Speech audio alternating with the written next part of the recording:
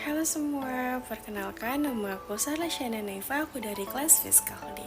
Pada kesempatan kali ini, aku akan membahas tentang deductible expense dan non-deductible expense.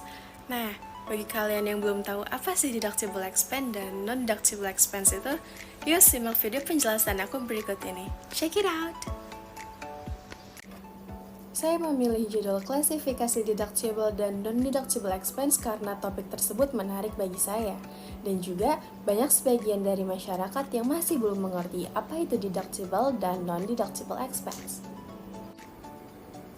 Sebelum memasuki apa itu deductible dan non-deductible expense, mari kita mengupas penghasilan terlebih dahulu.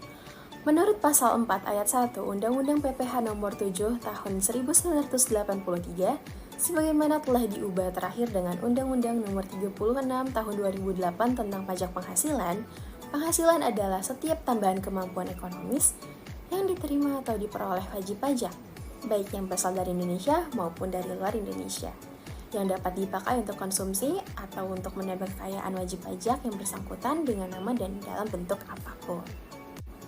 Lalu selanjutnya kita akan memasuki apa itu deductible expense dan non-deductible expense. Jadi, deductible expense adalah biaya-biaya yang dapat dikurangkan sebagai pengurang pajak menurut pasal 6 Undang-Undang Pajak Penghasilan.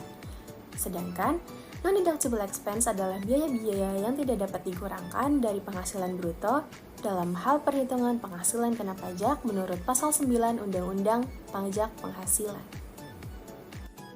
Selanjutnya kita akan membahas tentang klasifikasi deductible expense. Nah, jadi biaya-biaya apa saja sih yang dapat dikurangkan dari pajak penghasilan kita?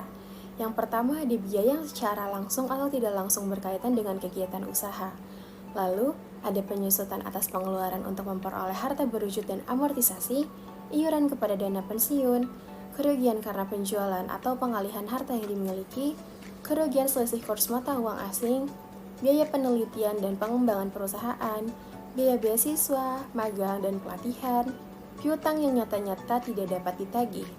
Lalu ada sumbangan dalam rangka penanggulangan bencana nasional.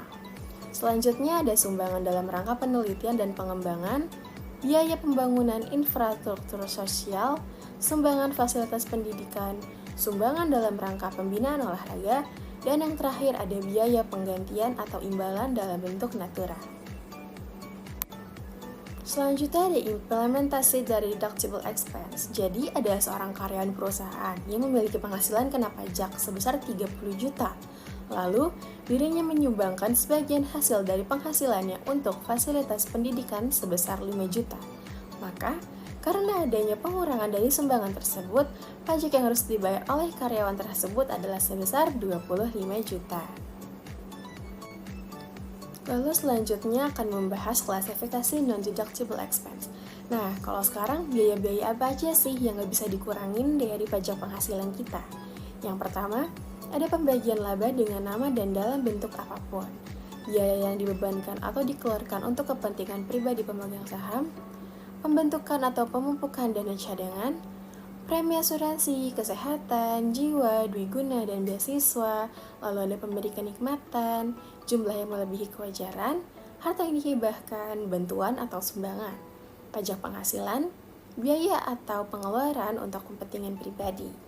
Lalu ada gaji yang dibayarkan kepada anggota persekutuan yang modalnya tidak terbagi, sanksi perpajakan, dan yang terakhir ada pengeluaran untuk 3M yang mempunyai masa manfaat lebih dari 1 tahun. Selanjutnya akan membahas implementasi non-deductible expense. Di sini saya akan mengambil laporan laba rugi PT di Indonesia dengan rincian-rincian biaya sebagai berikut. Harga pokok penjualannya 10 juta, biaya gaji 5 juta, biaya listrik, air, dan telepon sebesar 1,2 juta, beban penyusutan 2 juta, beban amortisasi 1 juta, lalu ada biaya sumbangan 2.500.000. Lalu di sini ada informasi tambahan, biaya sumbangan termasuk di dalamnya sumbangan dalam rangka pendidikan sebesar 1 juta dan sebesar 1.500.000 merupakan sumbangan bencana banjir. Di sini tidak termasuk ke dalam bencana nasional. Lalu yang kedua, biaya-biaya yang lainnya yang telah disesuaikan dengan pasal 6 Undang-Undang Pajak Penghasilan. Dalam hal biaya sumbangan untuk bencana banjir, di mana bencana tersebut tidak termasuk ke dalam bencana nasional, maka tidak dapat dibiayakan dan harus dikoreksi positif sebesar 1.500.000. Terakhir adalah kesimpulan dari penjelasan materi yang sebelumnya sudah saya jelaskan. Jadi, non-deductible expense adalah pengeluaran yang tidak dapat dikurangkan dari pendapatan.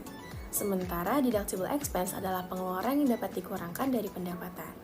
Kedua jenis pengeluaran ini penting untuk memastikan bahwa kita membayar pajak dengan tepat. Baik, akhirnya sesi presentasi pun telah berakhir. Saya Sarla Shaina Naifa memohon maaf apabila terdapat kesalahan kata maupun perbuatan. Akhir kata, wassalamualaikum warahmatullahi wabarakatuh. Nah, gimana? Setelah melihat penjelasanku tadi, pasti kalian lebih mengerti kan apa itu deductible expense dan non-deductible expense. Jadi, belajar pajak itu seru jika kalian mengerti. So, ayo kita belajar pajak.